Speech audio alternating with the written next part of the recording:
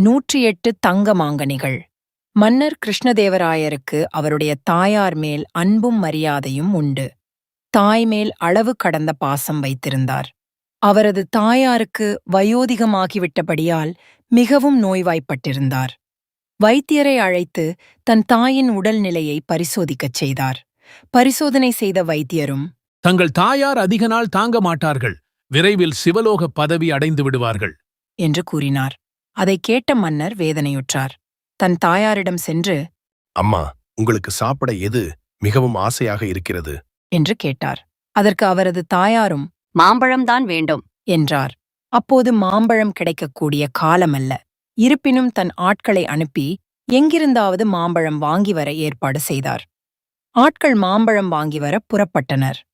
மாம்பழம் வந்து சேர்வதற்குள் அவரது தாயார் மரணமடைந்து விட்டார்.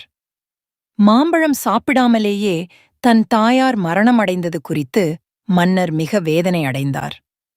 அதற்கு பரிகாரம் காண எண்ணி அரண்மனை புரோகிதர்களை அழைத்து ஆலோசனை கேட்டார்.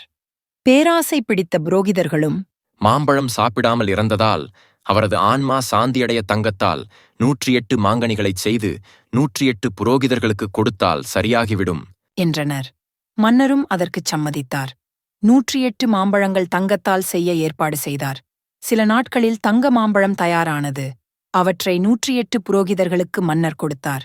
புரோகிதர்களும் மிக மகிழ்ச்சியுடன் அவற்றைப் பெற்றுக் கொண்டனர். இச்செய்தியை தெனாலிராமன் அறிந்து வேதனையுற்றான். புரோகிதர்களுக்கு தக்க பாடம் கற்பிக்க எண்ணினான். புரோகிதர்களைச் சந்தித்தான்.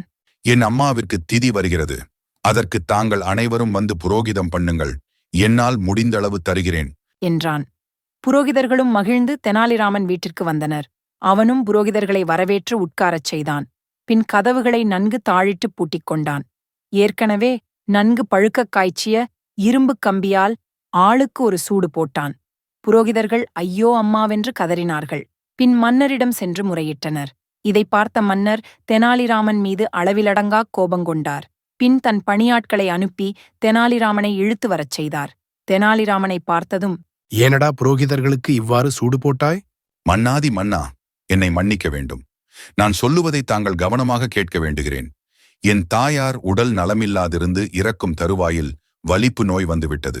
அதற்கு வைத்தியர்கள் என் தாயாருக்கு சூடு போடும்படி சொன்னார்கள். நான் சூடு போடும் முன் என் தாயார் இறந்து விட்டார்கள். ஆகையால் என் தாயாரின் ஆன்மா சாந்தியடைய புரோகிதர்களுக்கு சூடு போடும்படி பெரியவர்கள் சொன்னார்கள். அவர்கள் சொன்னபடியேதான் புரோகிதர்களுக்கு சூடு போட்டேன். இதில் என்ன தப்பு என்று கேட்டான்.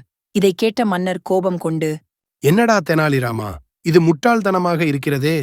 இல்லை அரசே, விளக்கமாக கூறுகிறேன், சற்று கேளுங்கள். முன்பு தங்கள் தாயார் மாம்பழம் சாப்பிடாமல் இறந்ததால் அவர்கள் ஆன்மா சாந்தியடைய 108 பொன்மாங்கனிகள் 108 புரோகிதர்களுக்கு கொடுத்தால்தான் அவர்கள் ஆன்மா சாந்தியடையும் என்று சொன்னார்களே. அதன்படியும் தாங்கள் கொடுத்தீர்களே. அதுபோலவே என் தாயாரின் வலிப்பு நோய்க்கு சூடு போட முடியாமல் போனதால்தான் இவர்களுக்கு சூடு போட்டேன் என்றான். இதைக் கேட்ட மன்னர் நகைத்துவிட்டார். தெனாலிராமனை பாராட்டினார். புரோகிதர்களின் பேராசையையும் புரிந்து கொண்டார்.